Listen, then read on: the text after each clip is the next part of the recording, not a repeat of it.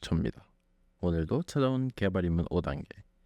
그 중에 이제 벌써 또 네 번째 진행을 맡게 된 백승입니다. 다들 이제 슬슬 눈치채셨을지도 모르는데 이번에도 저 혼자입니다. 제가 3회차 때 다음 회차에 개발자가 하는 일이나 개발자의 장점 뭐 그런 거 한다고 했죠? 그래서 오늘은 이 개발자의 장점이나 개발자가 하는 일, 개발자가 되는 방법에 대해 소개할 건데 사실 이 세 개가 다 그렇게 내용이 많지가 않거든요. 그래서 여기에 하나 더 플러스해서 개발자들의 취미인 PS도 한번 알아볼 겁니다. 자, 처음은 이 개발자가 하는 일입니다. 아마 대부분은 이제 이렇게 생각할 것입니다. 개발자가 개발 말고 또 뭐 해? 맞는 말입니다. 개발자는 개발을 하죠. 물론 이제 코딩을 하지 않는 직종인 QA 엔지니어도 있긴 하지만 대부분은 개발을 합니다. 간단해요. 알고리즘 생각하고 코드 알고리즘 맞게 짜고 코드를 잘 짜는지 테스트하고 그 다음에 거기서 생긴 버그 고치고. 자, 여기서 알고리즘에 대해 한번 주목을 해보도록 합시다. 알고리즘이란 이 코드가 실행되는 흐름입니다. 그리고 이 흐름의 방향을 잘 짜야 코드가 매끄럽고 빠르게 움직이죠. 이 물줄기 움직이는 강물 같은 거 생각하시면 될 것 같아요. 아니면 길이라든가. 길 좋습니다. 운전을 할 때도 이거 길이 직선이면 쭉 달릴 수 있잖아요. 근데 막 이제 길이 비포장에다가 구불구불하고 막 지그재그 돼 있으면은 속도를 잘 못 내죠. 알고리즘도 길이랑 똑같습니다. 포장해놓고 딱 직선으로 잘 짜놓으면은 빠르게 돌아가고 아까 말한 대로 못 짜면은 되게 느리게 돌아갑니다. 이 수학 공식들도 유명한 것들은 다 이름이 있지 않습니까? 뭐 근해 공식이라든가 오일러 등식이라든가 그런 것처럼 알고리즘들도 유명한 것들은 이름을 붙여놓습니다. 알고리즘에도 마찬가지로 여러 종류가 있거든요. 그 중에서 알고리즘 하나를 소개해 보도록 하겠습니다. 자, 친구랑 업다운 게임을 합니다. 이 업다운 게임의 규칙은 다음과 같습니다. 첫 번째, 답변자는 정해진 범위 안에서 숫자를 하나 생각한다. 예를 들어서 뭐 1부터 10까지라고 했으면은 그 중에서 7 이렇게. 질문자는 숫자 하나를 정해서 답변자한테 물어봅니다. 저는 한번 3을 물어보도록 하겠습니다. 답변자는 생각한 숫자가 질문받은 숫자보다 큰지 작은지 알려줍니다. 3은 7보다 작으니까 업을 말하겠네요. 그 다음에 질문자는 다시 또 질문하고 이거를 질문자가 숫자를 정확하게 맞출 때까지 반복을 합니다. 제가 뭐 이제 7입니까 하면은 뭐 yes 하고 끝난 거죠. 둘이서 서로 역할을 바꿔서 다시 해보고 더 적은 질문으로 숫자를 맞추는 사람이 승리합니다. 간단하죠? 예시에서는 1부터 10까지로 했는데 그럼 솔직히 너무 재미가 없잖아요. 그래서 1부터 1000까지로 해봅시다. 자, 1000 벌써 숨이 턱 막힙니다. 운이 없으면 1000번 질문해야 할 수도 있으니까요. 자, 1000 한 번 질문하는데 1초 걸리고 답변하는데 1초 걸리면 2초라고 합시다. 그러면 총 2000초를 써야 되거든요. 1시간에 3600초입니다. 거의 한 3분의 2를 뭐 몇 시간이야? 40분 가까이 질문 답변만 해야 돼요. 너무 오래 걸리죠? 하지만 과연 그럴까요? 자, 이번에도 예시입니다. 제가 만약에 이 384라는 숫자를 생각했다고 합시다. 이 숫자를 그냥 아무거나 불러서 찍는다면 엄청 오래 걸리겠죠. 순서대로 찍어도 오래 걸리고요. 랜덤 같은 경우에는 운이 좋게도 이 385랑 383을 물어보면 답은 업이 나오니까 바로 384구나 하고 알 수 있긴 하지만 그러긴 쉽지 않습니다. 숫자 범위를 모르기도 하고 한 개씩 물어보는 거는 전혀 이점이 없습니다.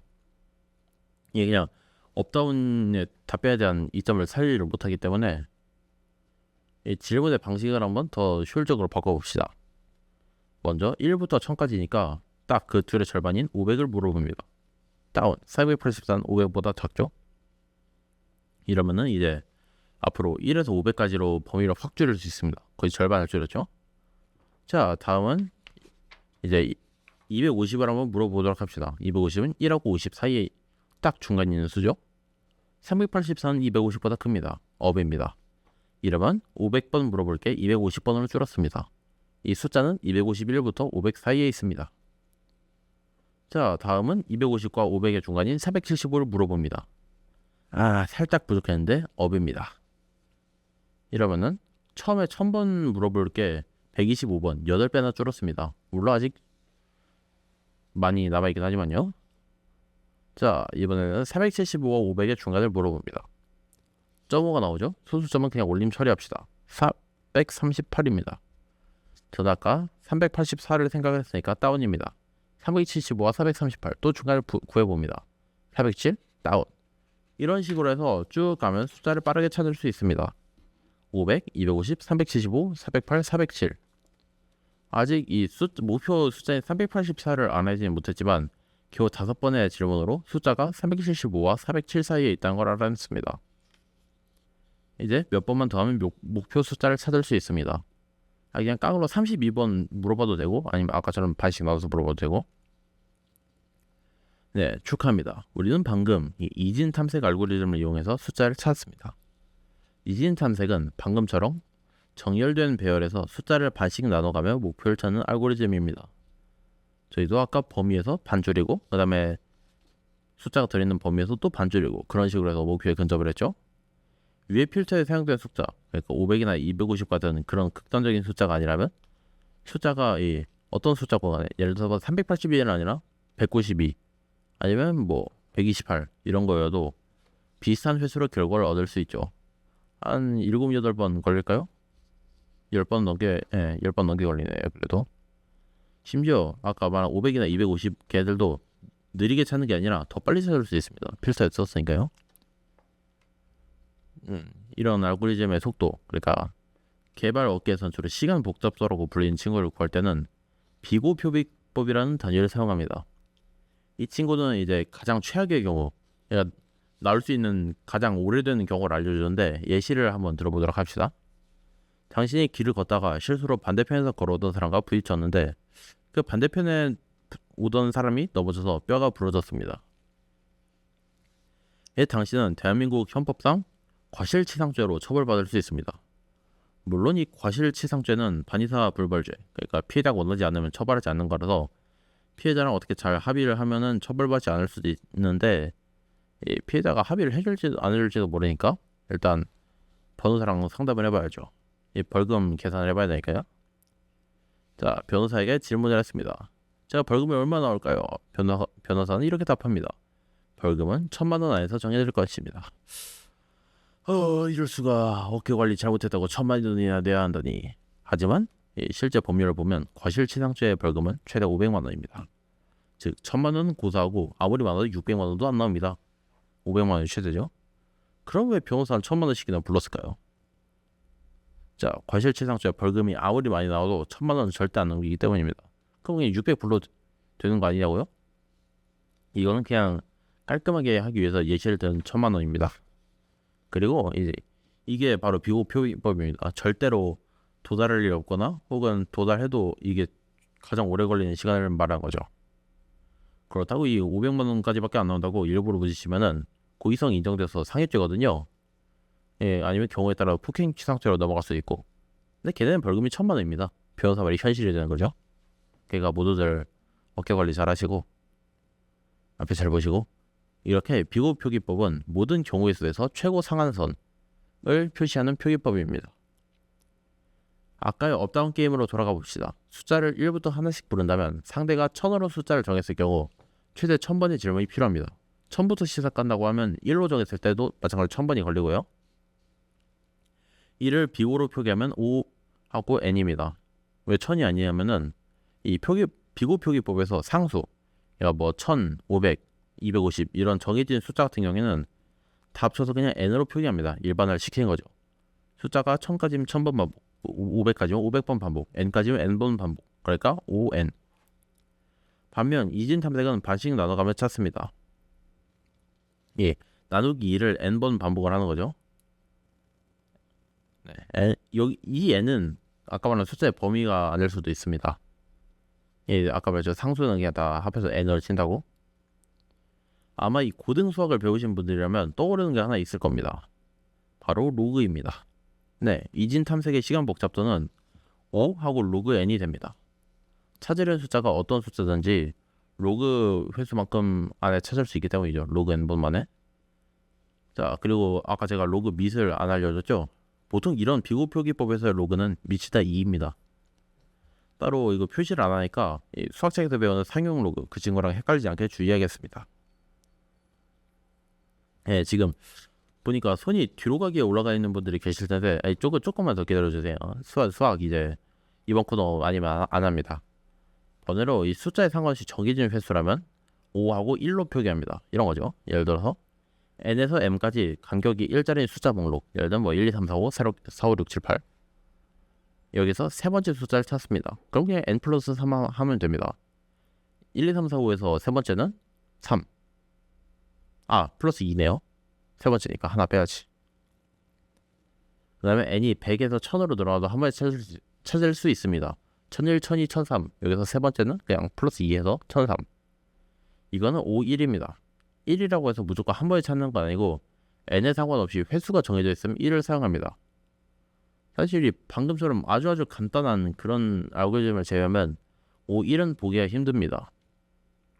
근데 이게 무조건 빠른 건 또 아닌 게, 예를 들어서 뭐 이 알고리즘은 값을 구하기 위해 무조건 10,000번을 반복을 해야 된다 하면은, 이 n이 10,000 이하라면, 뭐 숫자가 10,000 이하에서 찾는다고 하면은 5n에게 밀립니다.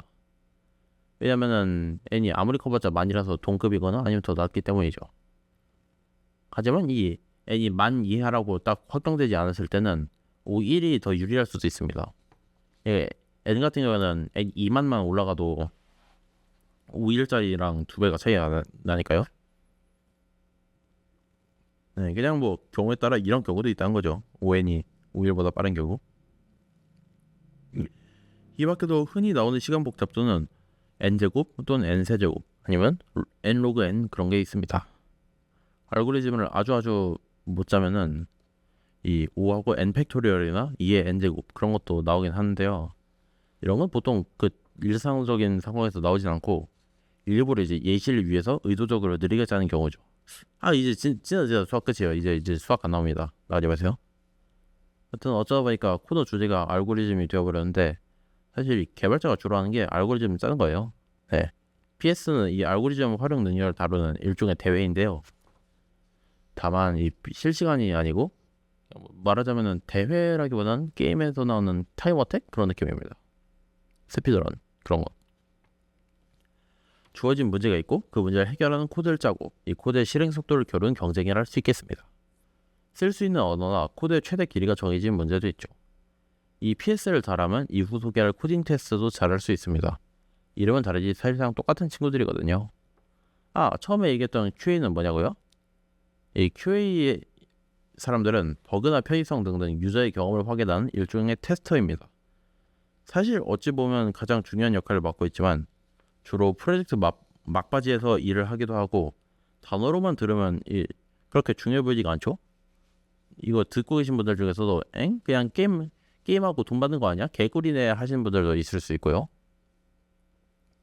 그래갖고 이 중요도에 비해서 대우를 잘 못 받는 안타까운 직종이죠. 네, 그럼 코너를 마무리하면서 노래 한 곡 듣도록 하겠습니다. 첫 곡은 알렉산드로스의 섬광, 그리고 루시의 못 죽는 기사와 비단결함입니다. 이 노래들은 대본 쓰면서 제가 들은 노래들입니다.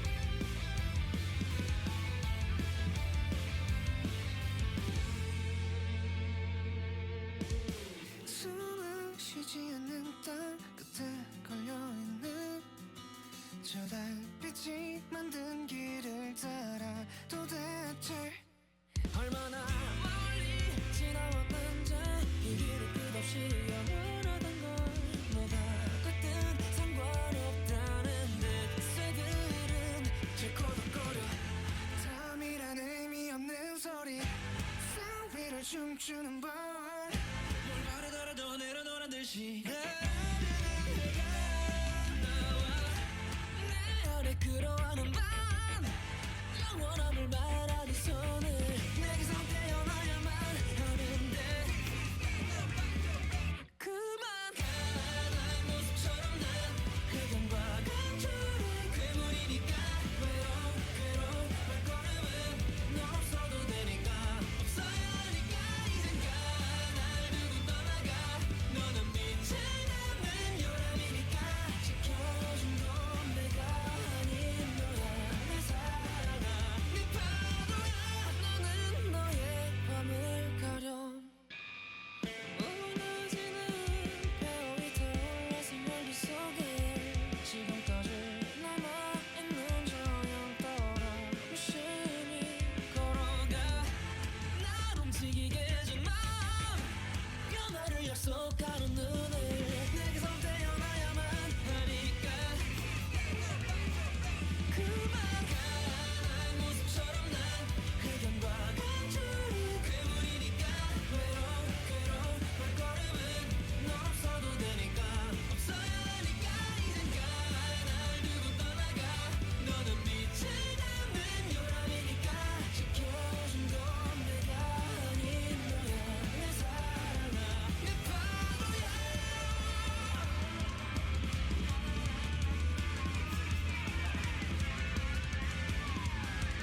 날 그려줄 거니까 넌 날릴 테니까 없는 세상을 걸어가야 하나 무너지가 멈춘 날이 쓰러져 넘어가는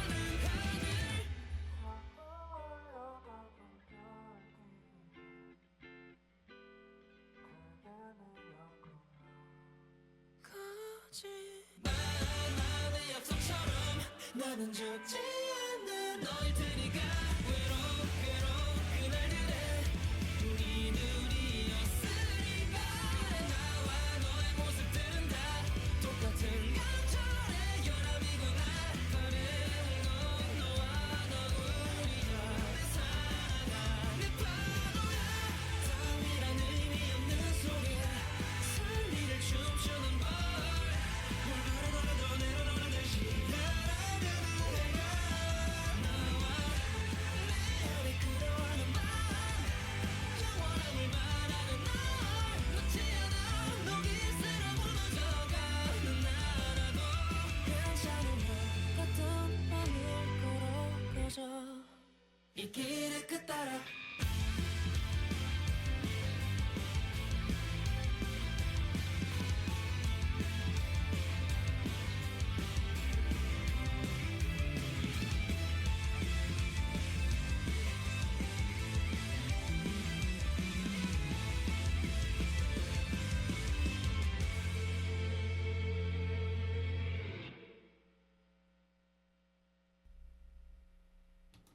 네, 알렉산드로스의 섬광 그리고 루시의 못 죽는 기사와 비단요람 노래 듣고 왔습니다. 여러분 지금 옥천 FM 공동체 라디오에서 방송되는 개발 임무 5단계 개발자의 희망편 듣고 계십니다. 네, 알고리즘 짜고 그런 게 이 개발자가 하는 일인 건 알았습니다. 그럼 개발자의 장점은 뭘까요? 개발자의 장점은 예전에 설명했던 적이 있습니다. 논리적인 사고력이 증가하고 컴퓨터를 보다 자유롭게 다룰 수 있고 개발자의 장점은 사실 개발의 장점을 대부분 공유합니다. 아까도 말했듯이 애초에 개발하는 사람을 개발자라고 하니까요. 일단 돈. 개발자의 최고 황금기는 몇 년 전 코로나 시절, 그러니까 2020년부터 2022년까지가 개발자의 몸값이 가장 뛰었던 시기입니다. 집 밖에 못 나가니까 인터넷 소통이 중요해졌고 자연스럽게 인터넷 프로그램을 다루는 개발자의 수요가 급증했죠. 온라인 화상통화 프로그램이나 파티류, 그러니까 경쟁 요소가 없거나 중요하지 않은 다른 온라인 게임들보다 더 가볍게 여럿이서 즐길 수 있는 그런 게임들도 그때 유행했습니다. 저도 자주 했고요. 10,000원짜리 어떤 외국 게임은 그때부터 지금까지 해서 한국 돈으로 100억을 벌었다고 합니다. 대략 100만 명이 게임을 했다는 건데 이 수치가 절대 적은 게 아닙니다. 이 게임을 위해서 국밥 한 그릇을 포기한 사람이 100만 명인 거니까요. 이런 소식을 들을 때마다 이 가짜게 종사들어서 상당히 부럽습니다. 특히 저 사람은 나랑 나이 차도 별로 안 나던데. 무튼 저런 극적인 사례 말고도 여러 분야에서 이 개발자를 뽑으면서 코딩에 대한 관심이 커지고 개발자의 수요도 많아졌었습니다. 지금 어떠냐고요? 다음에 제가 이야기하도록 하죠. 그리고 또 이제 일부를 제외한 대부분의 분야는 컴퓨터 하나만 있어도 된다는 것 또한 강점입니다. 이 고성능의 컴퓨터가 필요한 AI나 게임 아니면 회로까지 다뤄야 되는 인베디드를 빼면 대부분 이제 사무용 노트북으로도 바로 개발을 시작할 수 있기 때문에 누구나 개발자가 될 수 있습니다. 근데 사실 걔네 셋 빼면 남는 게 웹하고 앱하고 서버 이런 애들이지만요. 자, 요즘은 그거 다 AI가 해주던데? 맞습니다. 저도 써봤는데 야 얘가 저보다 코드를 잘 짜더라고요. 하지만 그때 그러니까 황금기 시절 AI는 지금처럼 발전하지가 않았습니다. 이 손가락 6개 그려서 놀림받던 AI가 2023년 말에 나왔거든요. 그럼 그전에 어떻겠습니까? 이 코드를 짜주는 것도 상상도 못할 시절이었죠. 그러니까 코드를 너무 못 짜요. 중간에 버그도 막 숨겨놓고. 아무튼 세간의 개발자에 대한 인식의 출발은 그때일 겁니다. 막 초봉이 6천이니 막 이제 페라리를 몰고 다닌다느니 그때는 진짜로 그게 됐던 시절이니까요. 지금은 개발자에 대한 수요가 좀 줄었죠. 이 개발자를 이미 충분히 뽑기도 했고 그때 AI랑은 지금 비교를 할 수가 없으니까요. 그리고 AI의 일자리 대체 이것도 거품이 좀 껴있습니다. 이 AI가 모든 개발자를 대체할 것인가? 그건 또 아니더라고요. 저보다 잘 짜는 부분도 있긴 한데 이 완전히 대체하기는 조금 어렵습니다. 아까도 말했듯이 아직도 얘가 중간에 버그를 되게 당연하게 숨겨놓거든요. 아니면은 너무 오래돼서 지금은 아무도 안 쓴 코드를 참고를 하거나 그래서 이제 그걸 검수를 또 해야 되고 전에 말한 인베디드 같은 경우에는 회사마다 구하는 방법이 다 다르고 정보들이 숨겨져 있거든요. 뭐 예를 들어서 어떤 데서 이제 포인터가 이쪽 포인터가 여기 있어야 할 게 저기가 있고 이런 식으로 구조가 다 달라갖고 인베디드는 AI가 학습을 거의 못했어요. 이거 숨겨져 있어서. 말하자면 이 인베디드가 개발자 최후의 보루라고도 할 수 있겠네요. 그리고 AI가 개발자의 완전한 적이냐 막 러데이트 운동을 해야 되냐 그거는 사실 반은 맞고 반은 틀렸습니다. 분야에 따라서 다 다른데요.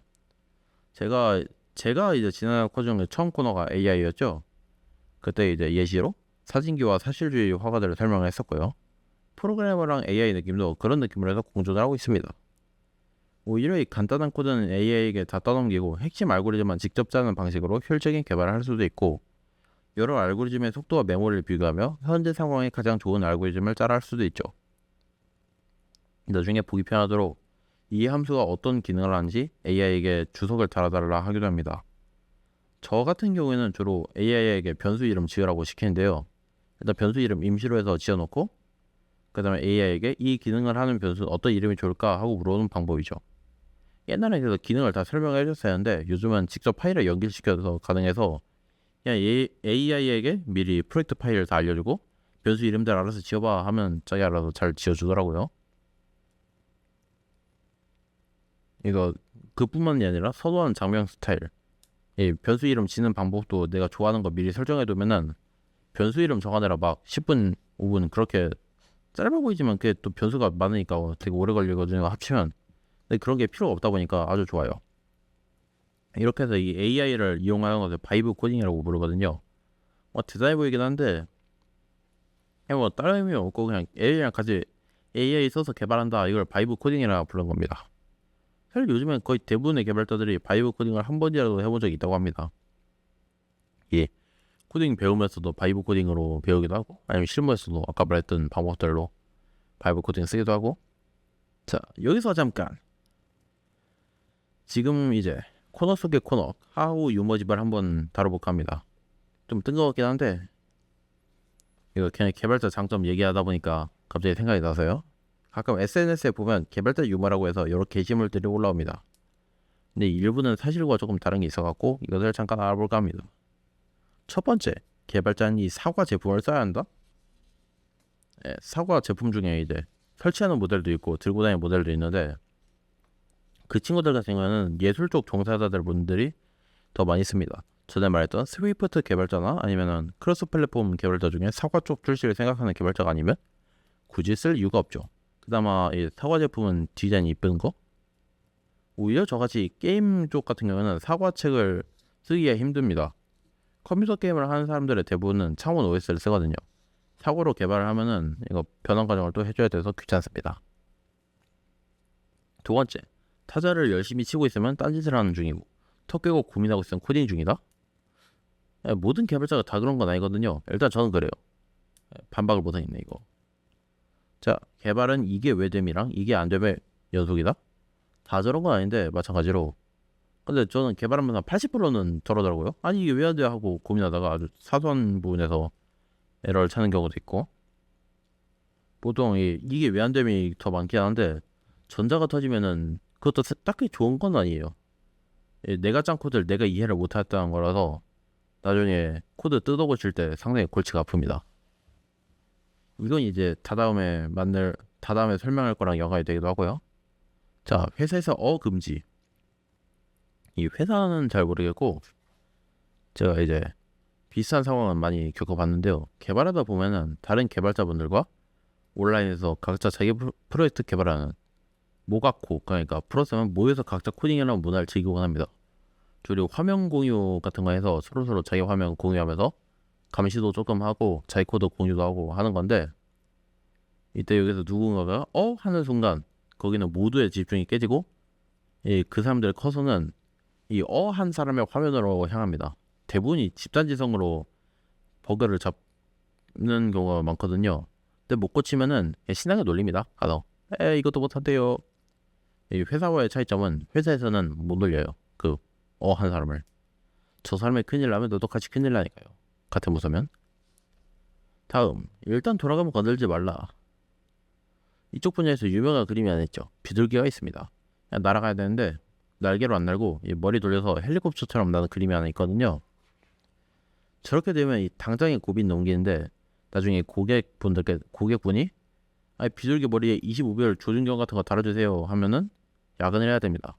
이전에 짰던 로직까지 고쳐야 되거든요. 또 하나의 짤로 저기 성남시에 판교라는 곳에 하나 있거든요. 거기 개발자가 많기로 유명한데 거기 걸어다니다 보면 뭔가 신기한 게 하나 있어요. 이 사람 지나다니는 인도인데 그 위에 육교가 있어요. 육교는 원래 있는 거라고 생각하실 수도 있는데 걔가 보통 차도를 위로 건너기 위해서 있는 거잖아요. 근데 얘는 그냥 인도 위에 직선으로 나 있어요. 전혀 의미가 없는 거죠. 그래서 이제 거기 개발자분들은 우스갯소리로 육교를 철거했다가 버그 날까봐 넣어둔다는 우스갯소리가 돌기도 합니다. 근데 이 코드 짜다 보면은 진짜 그런 경우가 있긴 있어요. 안 쓴 것 같아서 지웠는데 갑자기 막 에러가 나. 그런 게 진짜 있다는 게 함정입니다. 자, 다음. 이건 이제 이것도 되게 유명하긴 한데 개발자는 이 어두운 방 딱 불 다 꺼놓고 키보드에서 불빛이 반짝반짝하고 타자 열심히 치다가 선수 입장 하면 이제 검은 화면 초록 글씨로 딱 뜨고 저런 거는 이제 잘 안 하고요. 하더라도 대부분 보안 쪽에서 그런 이미지가 강하죠. 그 보안 쪽 중에서도 버그 바운티를 노리거나 취약점을 찾는 해커, 그런 사람들이 주로 저런 역할로 영화에 많이 나오는데 애초에 선수 입자 그런 거 오글거리는데 어떻게 하는지 모르겠어. 그리고 보안하는 것 자체도 일반적인 개발이랑 조금 다릅니다. 걔는 코드를 짠다기보다는 약간 뭐라고 해야 되냐? 이거 설명하기가 좀 힘드네요. 근데 버그 바운티를 설명 안 드렸구나. 이 버그 바운티는 말 그대로 현상금입니다. 현상금. 근데 앱에서 버그 찾으면 돈 줄게 하는 거죠. 이제 딱 버그 찾아오면은 오케이, 너는 이거 사소한 버그니까 100만원, 너 중요한 버그니까 1000만원 하는 겁니다. 이 QA, 아까 QA가 버그 찾는 직업이라는데 QA랑 다른 점은 QA는 일반적인 유저 선에서 찾을 수 있는 버그나 불편한 점, 그런 거를 찾는 역할이거든요. 근데 이 버그 바운티 하는 사람들은 그냥 작정하고 보안을 뚫어버리는 입장에서 버그를 찾습니다. 뭐 은행으로 따지면은 은행의 잔고를 털어갖고 큰 돈을 벌려는 범죄입니다. 하지 마세요. 방금 말한 대로 그래서 큰 돈이 오가는 금융 프로그램 같은 거 돌릴 때 주로 쓰는 방법입니다. 이 버그 발견한 사람한테 주는 이 포상금이 털렸을 때 입는 피해보다 더 적기 때문이죠. 이 털리면은 돈만 털린 게 아니에요. 개인정보도 같이 털리기 때문에. 코너가 조금 길어진 것 같은데 세 줄 요약을 딱 해드리겠습니다. 코로나 시절에는 돈을 잘 벌었는데 지금 상황은 그렇게 막 좋지는 않다. 2번, 특수 분야 아니면 사무용 노트북으로도 개발을 할 수 있다. 따라서 준비 자체는 쉬운 편이다. 3번, 개발자라고 막 그렇게 매체에서 나온 것처럼 그러지 않는다. 대중 매체에서 막 이제 환상을 너무 많이 심어줬다. 이 정도입니다. 이번 노래는 정우의 나에게서 당신에게, 그리고 밀리 Fly My Wings입니다. 마찬가지로 대본 쓰면서 들었습니다. 나를 한 번만 더 달에 데려다줘. 고요하니 아늑하던 그곳, 내게 한 번만 더 별을 따다가줘.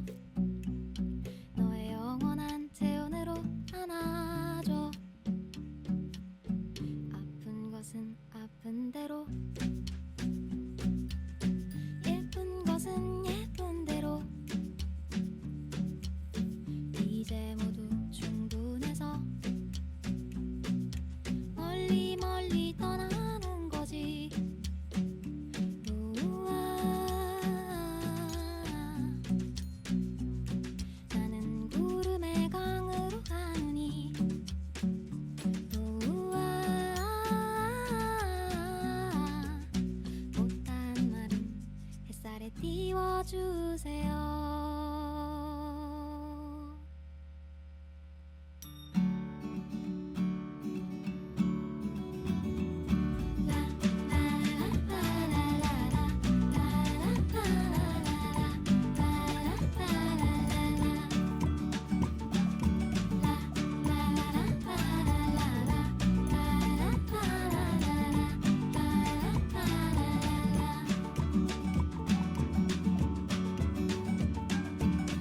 나에게서 너에게로, 너로부터 나에게로. 애틋함이 그러해서 나 멀리 멀리 떠나가는 거지. 우와, 나는 햇살의 바다로 가느니. 우와, 남은 말은 바람에 속삭이세요.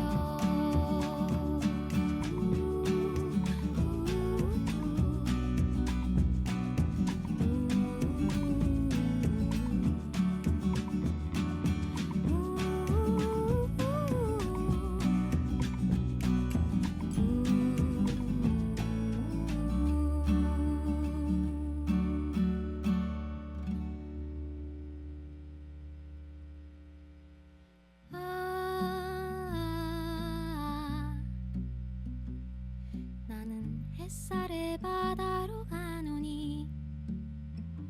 우와, 남은 말은 바람에 속삭이세요.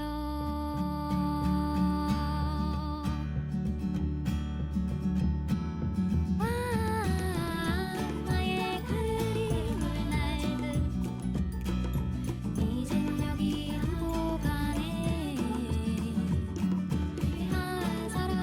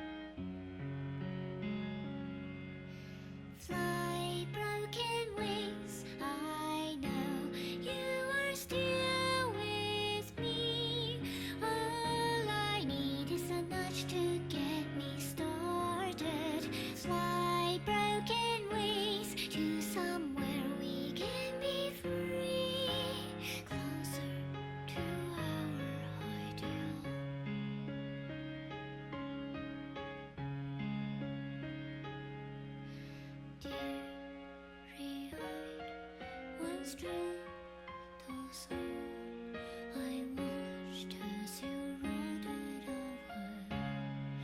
The mirror says that I still remember hope.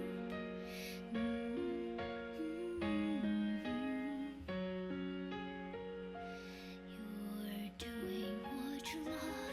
Isn't that enough? Isn't that enough? A genius perfect job. Isn't that enough? Isn't that enough? Again and again you lock me down. I lock me down. We stake me to the ground.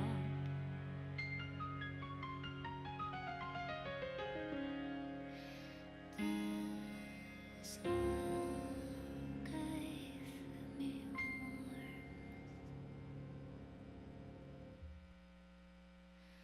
Please die, little dreams, kill the chameleons in me. Wouldn't it be easier to give in? Why are these hands chasing dreams out of my reach? Is my thirst for normalcy? Fly perfect wings, where have you been hiding? Bring me to the mind that got us started. Fly perfect wings, show them who I can be. For the one last time, if you will. That's all.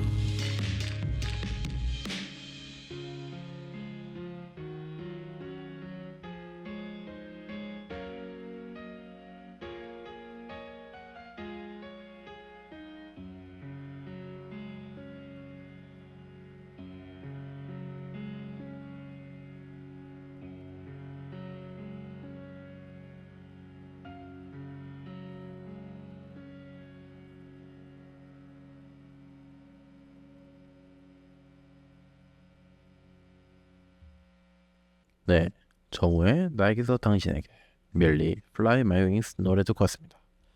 여러분은 지금 옥천 FM 공동체 라디오에서 방송되는 개발임은 5단계 개발자 희망편 듣고 계십니다. 네, 개발자가 되는 법. 개발 업계는 능력주의입니다. 일단 생기부나 출시된 학교 그런 것보다 포트폴리오의 비중이 큽니다. 포트폴리오는 간단하게 내가 짠 코드를 다른 사람한테 설명하는 설명서입니다. 나에게 외주를 줄 잠재 고객과 나를 뽑을 면접관에게 내 실력을 어필한 거죠. 사실 포폴이 내 실력을 증명할 가장 큰 요소입니다. 생기부 그런 거는 인성검사하려고 주로 사용을 하고요. 출신 학교 같은 경우도 IT 쪽에서 유명한 몇몇 학교 빼고는 구분 안 합니다.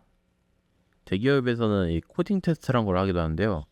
면접 전에 어느 정도 실력 있는 사람만 고르기 위해 실시하는 실시간 경쟁 PS 느낌입니다. 다 같은 문제를 받고 알고리즘을 작성해 제출하죠. 여기서 좋은 결과를 받은 사람들은 이제 잘 뽑아다가 면접을 또 봅니다.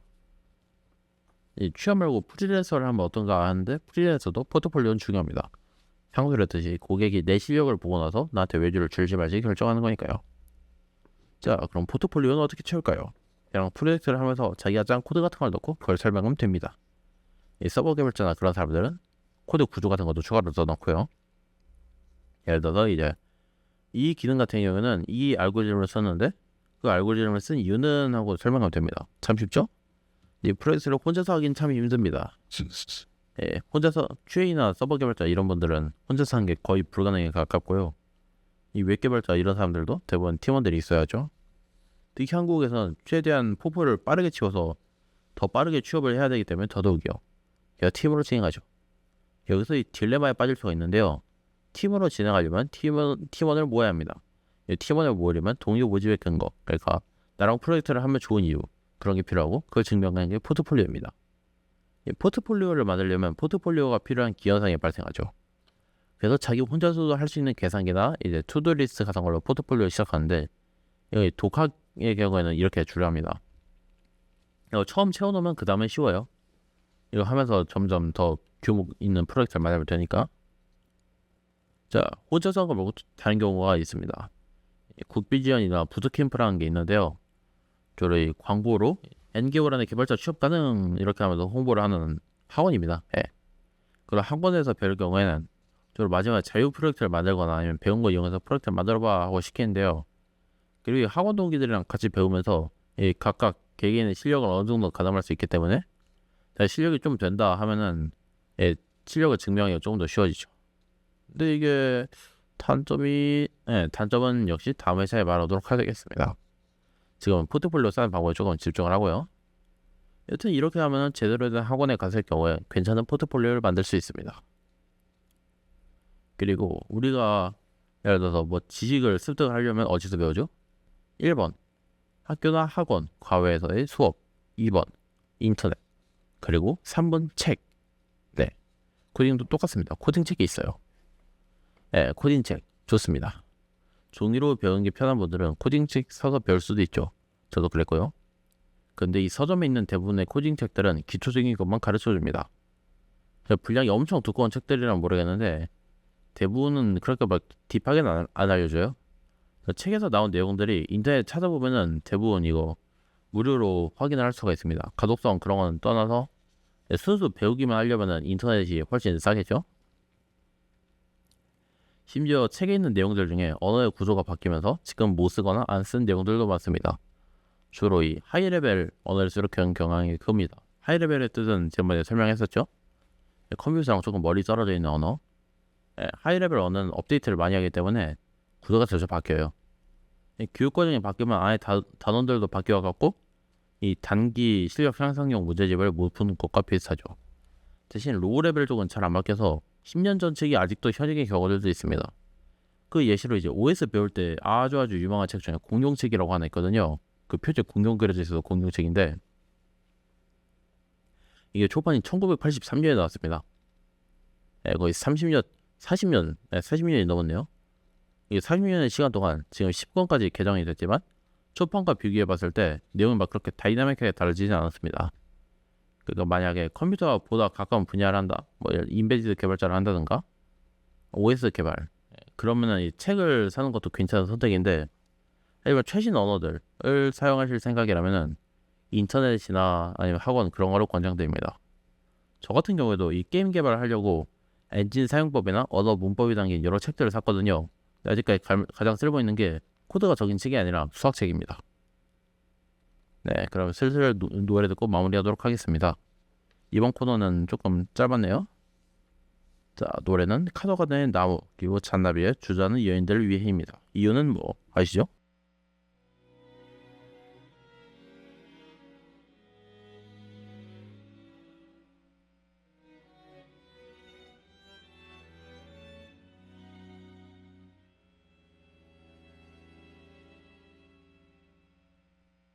인사하네요. 근심 없게 나 아름다운 방식으로 무딘 목소리와 어설픈 자욱들 화려하게 장식해줘요. 그대 춤을 추는 나무 같아요. 그 안에 투박한 음악은 나예요. 내 곁에만 움츠린 두려움들도 애틋한 그림이 되겠죠. 그럼 돼요.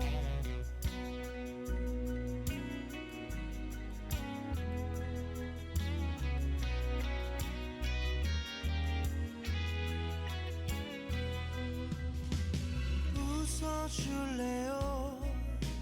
사진처럼 수줍은 맘이 다 녹아내리게. 무력한 걸음과 혼잡한 TV 속 세상 없이 또 울기도 해요. 그대 춤을 추는 나무 같아요. 그 안에 투박한 음악은 나예요.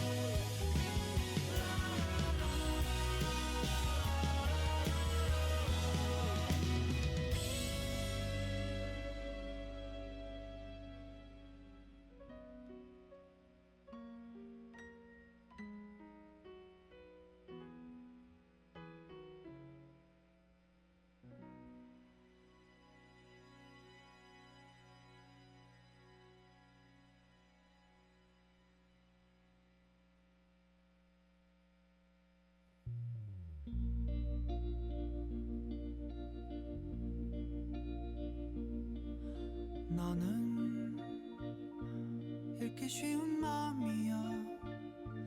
당신도 쓱 훑고 가셔요. 달랠 길 없는 외로운 마음 있지. 머물다 가셔요.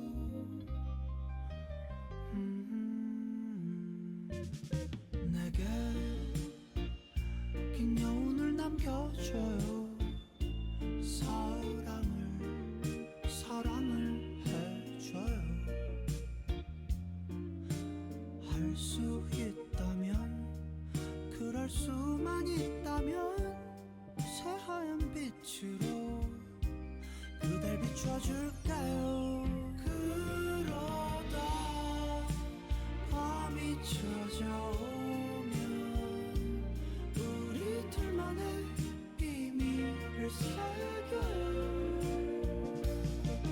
추억할 그 밤 위에 갈피를 꽂고선 난 몰래 펼쳐보아요.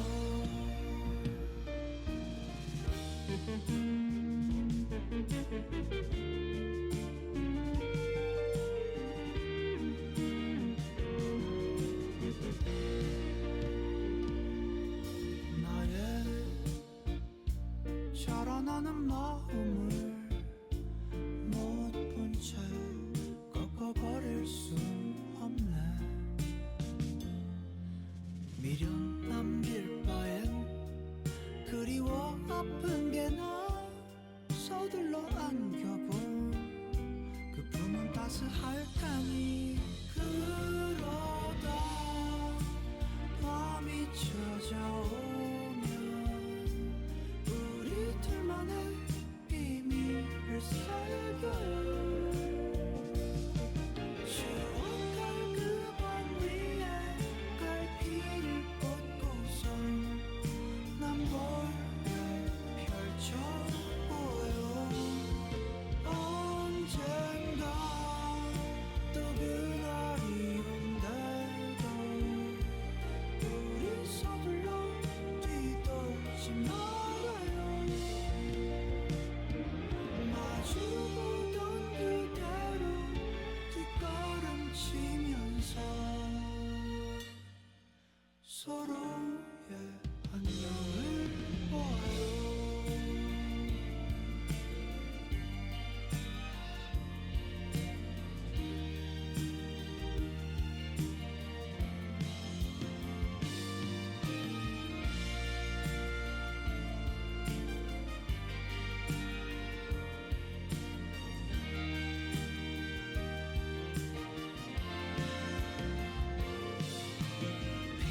비오지는 마음을 알아요. 다시 돌아온 계절도 나 한동안 새 활짝 피었다 질래도 한번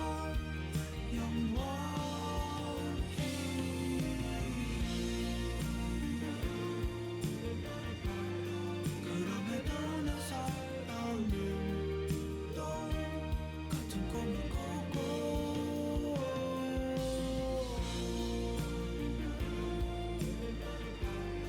그럼에도 꾸던 꿈을 난 또 미루진 않을 거야.